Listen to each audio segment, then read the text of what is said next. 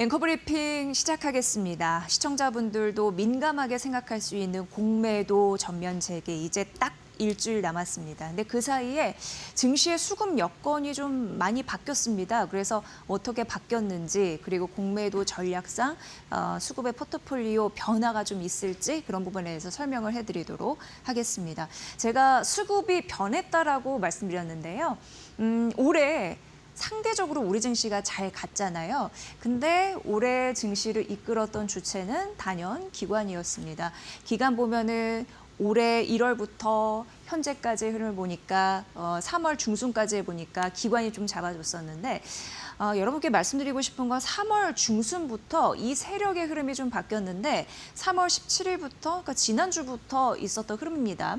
외국인의 순매수세가 유입이 됐다라는 점입니다.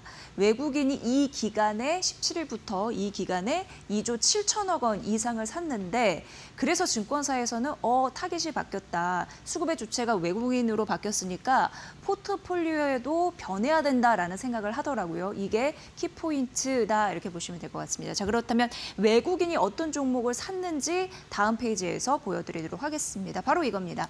삼성전자, SK하이닉스, 그리고 한화에어로스페이스, 현대차, 포스코 홀딩스입니다. 삼성증권의 투자 아이디어를 빗대서 말씀드리면 외국인의 수급 주체가 변했기 때문에 포트도 조정을 해야 된다라고 하면서 그들의 시각을 좀 담아봤는데요. 포트폴리오를 어떻게 변경했냐면 올해 상승분이 크고 노이즈가 발생한 업종은 일단 축소, 편출하기로 했습니다. 대표적인 종목으로 앞서서 말씀드린 하나에어로스페이스 빼기로 했고요. HDD 현대중공업 빼기로 했는데 이후에 조금 더 자세한 이유는 말씀드릴 거고요. 이 부분을 주목하셔야 되는데 그런 뭐를 넣냐. 밸류에이션 매력을 보유한 대형주 비중을 확대했습니다. 우리나라 시가총액 쭉 줄 세어보면 대형주 위주가 가격 매력이 생겼다는 거에 삼성증권, 증권사에서는 포착을 하고 있는 것 같고요. 대표적으로 삼성전자, 포스코 홀딩스를 편입시키는 흐름들이 나타났다라고 말씀드리겠습니다. 또 세 번째 중요한 게 있으니 대차장고 증가 종목을 지금 경계해야 된다라는 당연한 얘기를 하고 있었습니다. 다음 페이지에서 제가 그 부분을 좀 갖고 왔는데 공매도 대상 종목을 여러분 산업과 종목을 좀 캡처해 놨으니까 이 부분은 판단해 보시면 될 것 같고요. 대차 잔고가 증가하는 거 이거를 좀 경계해야 되는데 이게 공매도의 선행 지표입니다.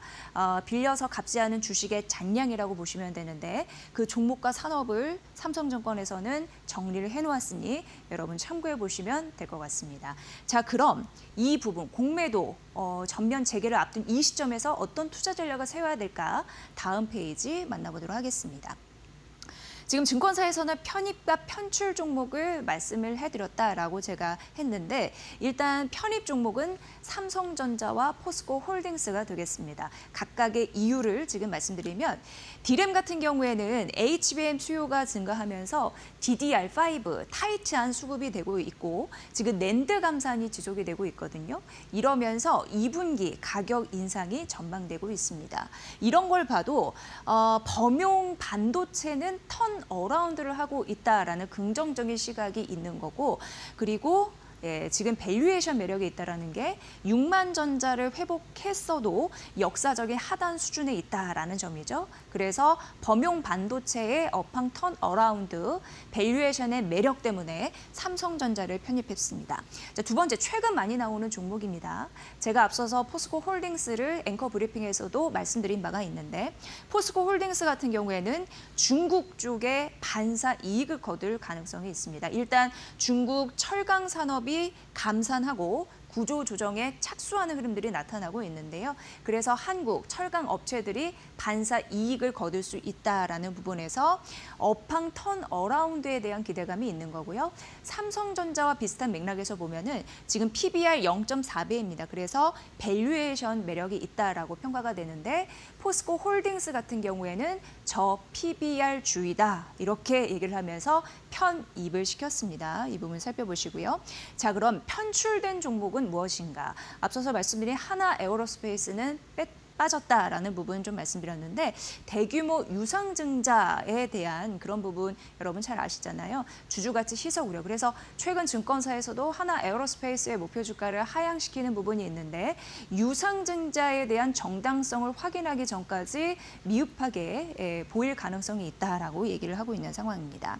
그리고 편출된 대표적인 종목으로 HD 현대중공업이 있는데요. 이 종목 같은 경우에는 공매도 시행을 앞두고 이 종목을 편출시키고 대신 저평가 대표 종목으로 교체하겠다라는 의미를 밝혔으니까 참고로 해보시면 될 것 같습니다. 지금 증권사에서는 공매도 시행 앞두고 변동성이 커질 수 있고 단기간에 낙폭을 좀 확대할 수 있다라고 얘기를 하고 있는데 그래서 대표적으로 이 부분을 보라고 합니다. 실적이 우상향되는 종목이 무엇인지 봐라라는 게 첫 번째였고 두 번째 같은 경우에는 주가가 크게 떨어졌는데 목표 주가, 증권사에서 내놓고 있는 목표 주가가 있습니다. 그 괴리율이 큰 종목이 상대적으로 수익률을 낼 수 있는 가능성이 있다라고 얘기를 하고 있고요. 그리고 방사능 비중을 지금 축소하라. 방산과 조선 같은 경우에는 중장기적으로 매력은 유효하다고 합니다. 하지만 단기적으로는 소나기를 피해야 되지 않겠느냐라고 얘기를 하고 있습니다. 그래서 방사는 지금은 줄이고 반도체 비중을 확대하라라고 얘기를 하고 있었습니다. 공매도 시행 전 투자 아이디어 차원에서 말씀드렸으니까 참고해 보시면 좋을 것 같고요.